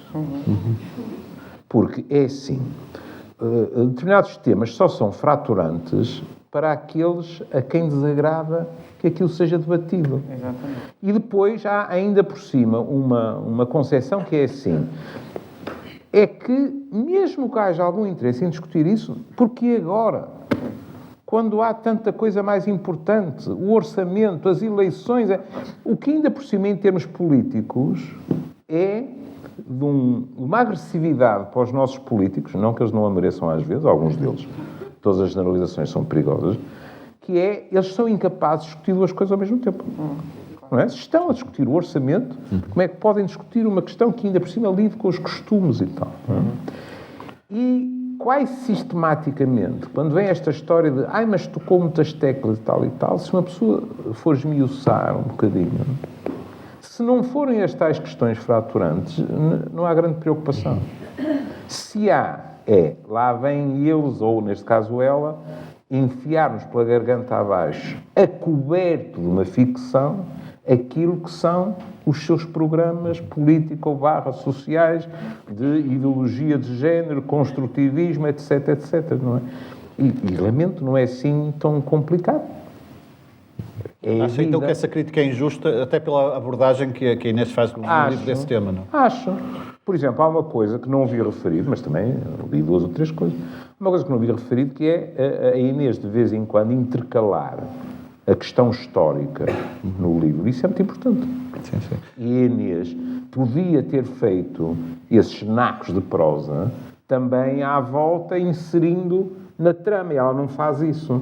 Aquilo é quase, digamos assim, um balizar por ali fora. Trás. Pronto. No meu caso particular, por exemplo, aquele que me é mais caro é o facto de ela falar de Abelardo e de Heloísa, não é? Porque com Abelardo e Heloísa nós temos uma sensação, e é-nos transmitido, porque uma coisa é falarmos de Romeu e Julieta, que é ficção, não é? Outra coisa é Abelardo e Heloísa, eles viveram. Exato. Mas, à superfície, o que é que temos? Temos uma história de amor por uma adolescente brilhante, por um homem mais velho, ainda por cima ligado à igreja, etc. E depois, com pormenores pouco agradáveis, não é? Sobretudo para um homem, não é? Porque o tio de Heloísa e a família, não é? Castraram Abelardo, não é? E depois temos 2 espíritos realmente superiores que trocam correspondência. Mas a realidade parraninha esconde outras coisas que a Inês, se quisesse, tinha explorado para a sua agenda. Porque Heloísa teve que ir para o convento antes de Abelardo ir. E quando se vai ver as cartas de Heloísa para Abelardo, há bocado falava-se de maturidade, chega-se à conclusão que naquela altura não existia adolescência. Sim. Pois não. Mas se não, cuidado tinha, ela era adolescente. Não é? Sim. A adolescente era muito mais madura do que eu. Exatamente. Porque ela diz, porquê é que me obrigaste a tomar os votos primeiro? Tinhas alguma dúvida que se fosses tu que iria para o mundo? Mas tu ainda não percebeste que eu só faço isto pelo amor que tenho por ti. Não é por Deus. Quer dizer, naquela altura, uma rapariguinha escrever uma coisa destas é tremendo, não é? E depois, quando eles falam por carta e ela tenta falar do amor terreno, perdoem-me pelo plebeísmo, ele chuta sempre para canto. Faz de conta que não percebe e manda-lhe cânticos. Sim. Para ela lá no paracolete e tal, até que um dia ela diz, já percebi. E a partir daquele momento, nunca mais toca na relação pessoal. Ou seja, mais uma vez, utilizando a questão, ela é muito mais madura do que eu. Enquanto eu, sob certos aspectos, foi o macho. Sim. E em relação a Hildo e a Violeta, o que é que destacaria em relação aos dois protagonistas? Aí é muito curioso também, porque, eu não quero contar o livro, como é evidente, mas há, sob certos aspectos, um cruzar de trajetórias, sabe, em termos psicológicos. Porque há uma mulher que está autenticamente a ressacar de uma paixão. Paixão ou amor? São coisas diferentes, uma paixão. Aquilo é paixão pura e dura, não é? O amor, eu ultimamente estou muito orgulhoso porque mudei de exemplo. Os meus exemplos duram 20 anos, 25, porque eu tenho uma preguiça terrível de andar à procura de outros. Amor é assim, você tem um dia sinistro na sua profissão, chega à casa e o seu homem ou a sua mulher também não está nada bem disposto, rebenta uma discussão, o jantar não é famoso, é tenso, e mesmo assim você, quando vai para a cama, pensa assim, epá, que dia sinistro, apetecia-me fazer amor e agora já não me apetece, etc. Mas é com este tipo ou esta fulana que eu quero acordar amanhã. Isso é amor, isso não existe na paixão. A paixão é um jogo de sombras. Somos nós a tentar apresentar o melhor perfil e a outra pessoa também. E esta mulher tem saudades da paixão, quer sair do seu mundo, que não quer dizer... ela diz claramente que, naquela altura, aquilo é mais importante que o marido, que as filhas, tudo e mais alguma coisa. E do outro lado... Mas desculpa, só voltar atrás, mas no plano social ela tem mais a perder que ele, não? É professora, com estatuto. Mas estamos a falar de paixão. Sim, mas na altura não pensam nisso. Sim. Está a ver? Está a ver como você também já sabe que há alturas em que nós não pensamos nessas coisas, não é? Agora, o que acontece, e isso é muito bonito, e por outro lado, é realista.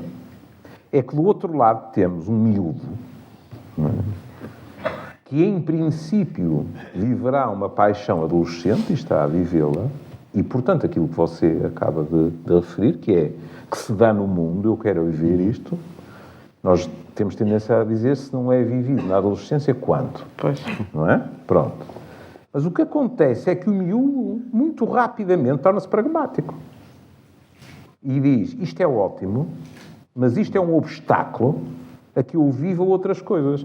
O miúdo, por exemplo, enquanto ela está a regressar à paixão, o miúdo quer viver paixões e depois, eventualmente, se calhar, regressar a uma paixão. Mas não quer sacrificar tudo uma paixão. Você acaba de dizer, mas ela está a arriscar o lugar na escola. Pois ela está numa que se dane. O miúdo não está nada numa que se dane. Porque o miúdo está a perceber uma coisa. Pode não estar a fazê-lo de um modo muito consciente, o miúdo está a perceber-se uma coisa. Para viver como ela quer esta paixão, eu tenho que sacrificar. Nem é um projeto de vida, porque ele não sabe bem qual é o projeto que tem. Não é? Mas eu tenho que sacrificar, viver. Eu para isso não estou pronto. E é por isso que, tão tenrinho, ele já está a perceber, por exemplo, que uma palavra amo-te pode ser uma esquiva. Não é? Uma pessoa diz amo-te e a outra pessoa fica preenchida. Mas aquilo é uma palavra. Mais nada. Não é? E por isso no livro há coisas muito curiosas, porque repara, esta mulher, entre aspas, sofre. Uma das figuras laterais é uma mulher vítima de violação, sofre.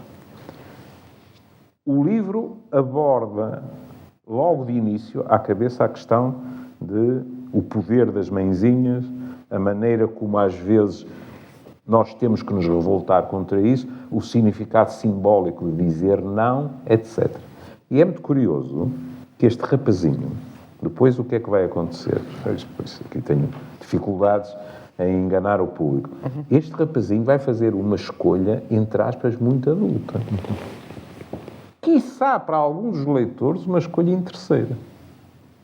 Porque vai pôr em causa a sua paixão por uma mulher, vai pôr em causa a sua paixão pela própria mãe, perseguindo um sonho seu. Isso é que se chama espicaçar a leitura. É. E não posso dizer o fim do livro, que é fascinante, não é? Porque é o fim do livro. Porque há uma espécie de justiça poética no livro, não é? Eu chamava também a Inês à conversa para dizer, ao abordar um tema como este, interessava-lhe fugir aos estereótipos, como no caráter de ambos, não é? O mais provável seria colocar o adolescente, o inconsciente, totalmente apaixonado, e a mulher mais serena. Mas interessava, neste caso, trocar as voltas. Não, de trocar as voltas seria também um estereótipo. Eu agradeço muito muita coisa, mas agora concretamente ao Júlio, o que acabaste de dizer sobre isso que leste, que eu também fiquei assim a pensar, porque, e aliás, desculpem também, já é vício já cá andar há muito tempo, mas porquê é que se uma mulher fala dos tais temas fraturantes, palavra de que não gostamos pelas razões que o Júlio explicou bem, é porque está atrás, está oportunista, está não sei o quê. Quando é um homem é porque são temas da condição humana. E já ninguém... Porque na literatura contemporânea muita gente fala de racismo. Na literatura não estou a falar só portuguesa, internacional. O racismo existe de outra maneira. Quer dizer, um escritor procura traduzir o seu tempo e procura justamente fugir dos estereótipos.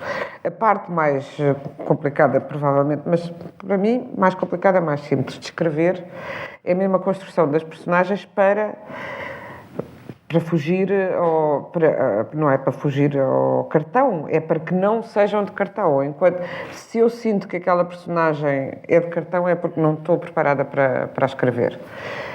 E agora não me pergunte, Sérgio, que eu não lhe sei dizer como é que eu sei quando é que estou preparada para. No caso, vertente, li concretamente sobre o caso que me inquietou a fazer este livro, que foi o caso da professora americana com o aluno. Li tudo o que se escreveu sobre esse assunto e o que se escreveu sobre esse assunto inclui um livro escrito pelos dois, que só foi publicado em França, que não sei se não foi permitido na América, e inclui uma biografia... Ficaram juntos e estão juntos até hoje. Estiveram para se separar, mas depois afinal estavam para se separar, sabes porquê? Porque ela tem, como é que se diz, o registro criminal sujo. Ela está, eu não me lembro agora da expressão inglesa, né? Enfim, ela, apesar de já ter passado a prisão, casou com ele, tem 2 filhas crescidas, não tem o registro limpo. E ele queria iniciar uma empresa e eles casados, ela não conseguiu um empréstimo porque ela não tem o registro. A ironia da questão. E então ia-se divorciar para ele poder fazer a empresa. Enfim. E ainda o que desencadeou mesmo eu começar a história foi... Esta história foi nos anos 90. Eles casaram, tiveram filhas, além dos filhos que ela já tinha. E depois ela foi apanhada num acidente, não foi num acidente, foi apanhada com excesso de álcool à saída de uma festa qualquer ou não sei o quê. Enfim, levou uma multa, foi para a esquadra. No jornal lá da Terra, que eu não me lembro qual é o estado dos Estados Unidos, vinha em grande, e apanhei isso na net, a infame Mary Kay Letourneau foi de novo apanhada. Eu pensei, esta mulher, que agora é mãe de família, vem, sempre que ela faz qualquer coisa e é notícia, vem com a infame à frente, que é impressionante.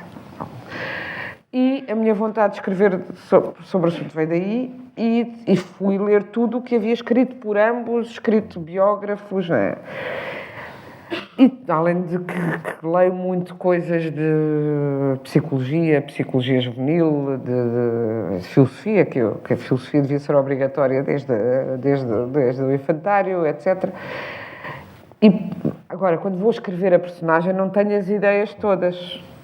O que é, já pensei muito sobre o assunto para tentar, vamos ver, pronto, começo a vê-lo fisicamente.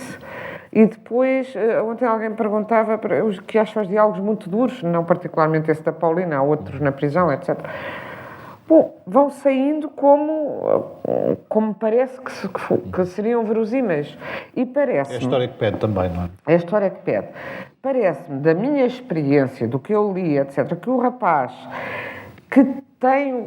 que é um rapaz muito pragmático, cheio de sonhos e de pragmatismo, que tem uma mãe forte e um bocadinho, não é castradora, mas é um bocadinho omnipresente, porque também é uma mulher que desistiu de tudo a favor do filho, não é? Mas é um rapaz que percebe, a mãe vive a trabalhar imenso todos os dias e que percebe que tem que fazer qualquer coisa pela mãe, até agradecer à mãe de alguma maneira. Essa dureza de base dá-lhe uma certa maturidade. Sei lá, os adolescentes e crianças do Charles Dickens são bastante maduros, porque o Oliver Twist, que remete a ele, se não ser maduro, desde que nasceu, para se safar, se não tinha morrido. É porque não tinha morrido, é muito simples. Infelizmente estamos quase a terminar. Eu colocava só mais uma pergunta ao Júlio. Fez uma análise bastante certeira no plano do par amoroso, mas no plano sociológico o livro também é bastante interessante. Que Portugal é esse... o Portugal que está aí retratado começa no final dos anos 80. Há um duplo Portugal em confronto. É o Portugal que quer ser moderno, mas há também o Portugal mais revanchista, mesquinho. Nesse sentido, mantém a atualidade, apesar de terem passado 3 décadas? Cuidado, porque Portugal modernizou-se sem deixar de ser mesquinho, sabe? Sim. É que às vezes podemos ter essa nostalgia. São 2 países que agora, fazem parte do mesmo. Não é? Nesse aspecto, o livro divertiu-me muito e agradou-me muito, porque, em geral, a estrutura narrativa é relativamente clássica, que é assim, há um enredo, mas o enredo não se passa nem na lua, nem numa campânula. Portanto, há pano de fundo. Mas aqui, de vez em quando, o enredo passa para pano de fundo e o pano de fundo sai completamente. Quer dizer, as histórias, por exemplo, sobre o famigerado insubmisso, não é? Eu diverti-me à grande e à francesa, porque havia alturas em que eu dizia assim, agora vamos ver se daqui a 3 páginas a Inês retoma, entre aspas, a história, ou se não conseguiu e entrou em associação livre e temos mais 10 do insubmisso. Porque, na realidade, há uma tal mistura, digamos É muito curioso assim. tentar descobrir as personagens, não é? Para mim, mais curioso é divertido. Não as descobri todas, mas descobri muitas, não é? E no meio de tudo isso, há um aspecto ternurento, porque os deuses deviam estar do meu lado e houve uma coincidência espantosa, porque a dado momento eu encontro uma descrição, eu peço desculpa, não é? Depois do que ouvimos, de eu ler um simples parágrafo pequenino, não é? Porque às tantas deparo-me com isto. Também um camarada da secção de cultura do jornal, onde estagiara, lhe dissera, na já longínqua tarde em que lhe segurara o rosto e lhe beijara os lábios, ou cruzar-se com ela no comprido e escuro corredor da redação. E Cora, que deliciosa ingenuidade!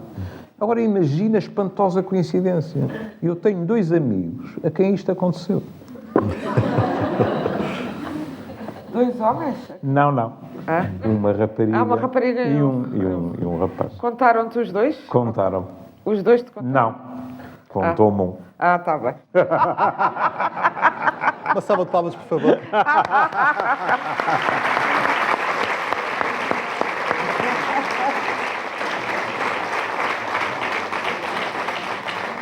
Como disse, estamos quase a terminar, mas há tempo para um segmento habitual das nossas sessões, que é o álbum de memórias, em que a autora, neste caso a Inês, escolheu uma dúzia, 10, 11 imagens evocativas do seu percurso e vai comentar-nos. Vou pedir que talvez seja melhor colocarmos de pé. É aqui ao lado, senão ficamos todos vestidos.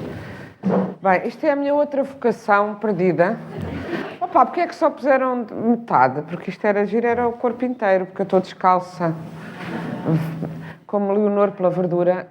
Mas isto é no Algésio da Afundo, no teatro do Algésio da Afundo, que foi a minha escola primária, onde se fazia muito teatro, e eu, nesta altura, queria ser atriz. Aqui estou a cantar e a representar. Que idade é que tinha, Inês? 6 anos. 6 anos. Podemos ver a próxima? Não. Bom, assim, isto explica porque é que eu sou feminista. Que tinha 3 anos. Era o que me faziam aos 3 anos. Pode passar. Isto é o lançamento de Instrução dos Amantes em 1992 na Casa do Alentejo, com o meu querido editor Nelson Matos e o meu querido António Mega Ferreira, que foi o apresentador. Portanto, é a evocação do meu primeiro lançamento, que foi numa festa que teve baile a seguir, coisa que o editor achou uma coisa assim muito... um baile, mas ninguém vem à noite, eu disse que não queria numa livraria, queria uma festa num sítio bonito e adorava a Casa do Alentejo, até porque era quase uma homenagem que eu fazia ao Requiem do António Tabucchi, que tem uma cena linda. É um livro lindíssimo do António Tabucchi sobre Lisboa, tem uma cena neste sítio. E ele disse, ninguém vem à noite. Eu disse, vem, se houver um baile, eu vou ao baile. Pronto, a seguir. O baile não se vê, mas foi. E aqui foi o segundo romance apresentado. A fotografia tem pouca qualidade nesta ampliação, mas apresentado pela minha querida Lídia Jorge na Livraria Barata em Lisboa, com o Nelson Matos. E isto foi em 97. Aqui eu e Rui Zinck, ele fazendo as despesas da conversa, exortando os legisladores a que criassem a lei do casamento para todos, ou seja, que os homossexuais pudessem casar, os dois de madrinha e padrinho, ou ele dizia, ele estava de madrinho e eu de padrinha da Marcha Gay, em Lisboa, em 2005. Eu com a Agostina em Geneve, é uma das fotografias que eu tenho com ela e de que gosto muito, que esta está em grande destaque na minha sala para todos os dias conversar com ela. Em 2001, salvo erro. esta é muito escura, depois há outra em que se vê melhor. É Gal Costa. Ficou muito... Isto é, só se vê a Livraria da mas Travessa, mas que é, Betânia. no Rio de Janeiro, é Maria Betânia. Maria Betânia apresentando o Dentro de Ti Ver o Mar, o meu romance, penúltimo romance, sim. Não, antepenúltimo romance, no Rio de Janeiro, salvo erro em 2012. É uma amiga sua já há vários anos, a Maria Betânia. não? Já são amigas há vários anos. Sim, sim. Eu sou mais amiga do irmão dela, que está de aparecer aí e que me apresentou outro romance, mas tenho uma grande admiração para estar aqui. Isto é ela a apresentar Os Íntimos, o Caetano Veloso, na mesma livraria, 1 ano ou 2 antes daquela outra. Eu não sei o que é que... Não falámos da sua ligação ao Brasil, que é enorme. É mas muito não- grande, de facto, mas para estar aqui, vê-se. Isto foi um momento muito bonito para mim, em que pude dar uma medalha do desassossego no dia 8 de março de 2010, Dia da Mulher, por isso é que eu me lembro, no Rio de Janeiro. Eu estava na altura a dirigir a Casa Fernando Pessoa, fizemos um colóquio sobre Fernando Pessoa com o Instituto Moreira Salles, no Rio de Janeiro, onde estas senhoras, 2 grandes pessoanas, se conheceram. A seguir passaram a ter um show conjunto durante muito tempo. Esta senhora, que é a Cleonice Berardinelli, a mais velha, já ultrapassou os 100 anos e até há muito pouco tempo andava a fazer recitais pessoanos com a Maria Betânia, que começaram nesse ano de 2010, em que lhes atribui a medalha do desassossego da Casa Fernando Pessoa pelo seu trabalho em prol de Pessoa, uma como grande académica, outra como grande cantora e recitadora. Isto é no Rio de Janeiro, esse momento da entrega dessa medalha, desse colóquio. Aqui é o Prémio Máxima de Literatura, a segunda vez que o recebi. Aliás, depois a segunda vez que foi pelos Íntimos, e agradeço muito à Máxima essa distinção que já duplicou, aqui com a então diretora da Máxima, a Laura Luzes Torres. Aqui, portanto, esta imagem, vê-se melhor, é a mesma sessão que estava da Maria Betânia a apresentar o livro, e que aqui se vê melhor. Acabou. Obrigado por esta partilha, Inês. Aqui. Se calhar ficávamos de pé. Andei à procura, por acaso ainda andei à procura, não tenho uma fotografia contigo. pelo Vamos menos. só fazer a... Sim, eu... Não sei, vamos fazer as despedidas? Vamos fazer as despedidas? Sim. Chamava ao palco a Ana Celeste Ferreira e o Pedro pronto. Correia. É a altura em que nos vais chamar. Fazemos assim. Muito obrigado a todos por terem vindo. Obrigada a todos.